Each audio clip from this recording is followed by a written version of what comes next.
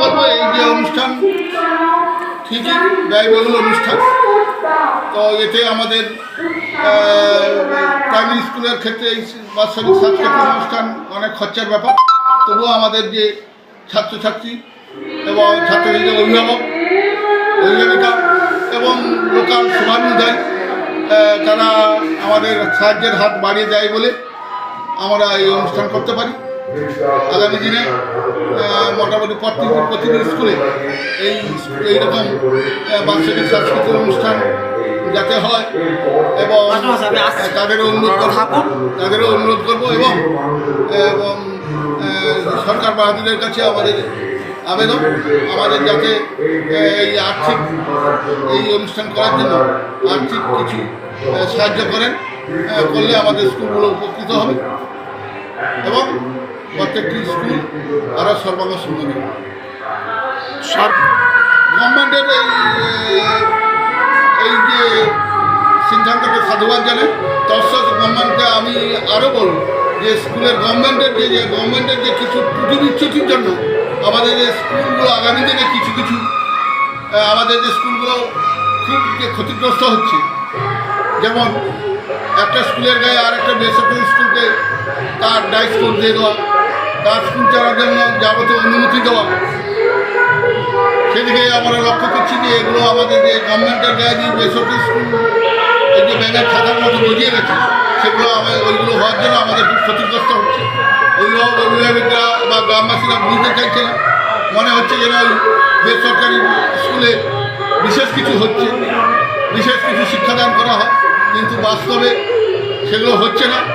তারা সেই বেসরকারি স্কুলের দিকে ঝোঁক দিচ্ছে এবং ওখানে যেহেতু সরকার স্কুল পরিচালনার জন্য যাবতীয় পারমিশন দিয়ে দিয়েছে,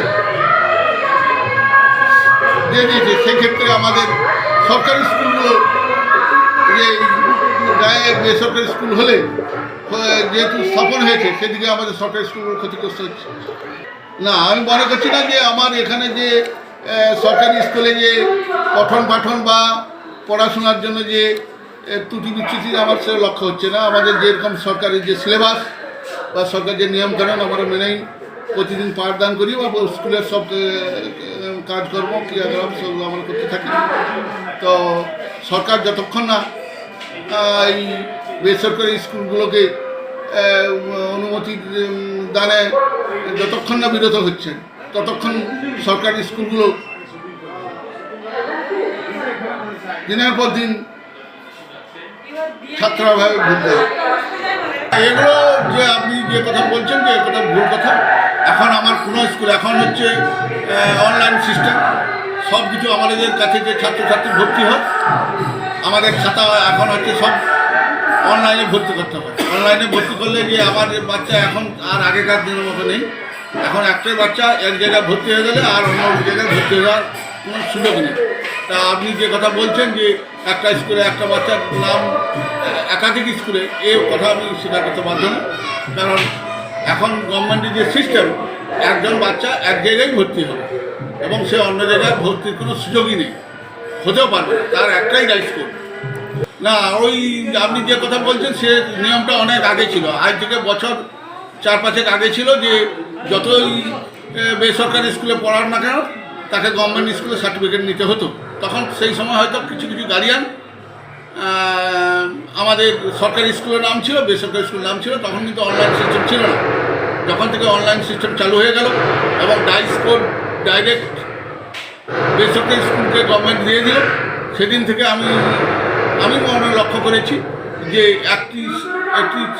একজন ছাত্র একটাই বিদ্যালয়ে ভর্তি হতে পারে, সেরকমভাবে ভর্তি হওয়ার কোনো সুযোগ পাবে না। হ্যাঁ, নিশ্চয়ই জানবো, কারণ আগে যে সিস্টেমে অনেক ছাত্রছাত্রী একাধিক স্কুলে ভর্তি হতো, গভর্নমেন্টকে তার জন্য অনেক রকম খরচা বহন করতে হতো। সেই সরকারি সুযোগ সুবিধা একজন ছাত্রকে যদি 10 জায়গায় দিতে হয়, তাতে সরকার ক্ষতিগ্রস্ত হতো।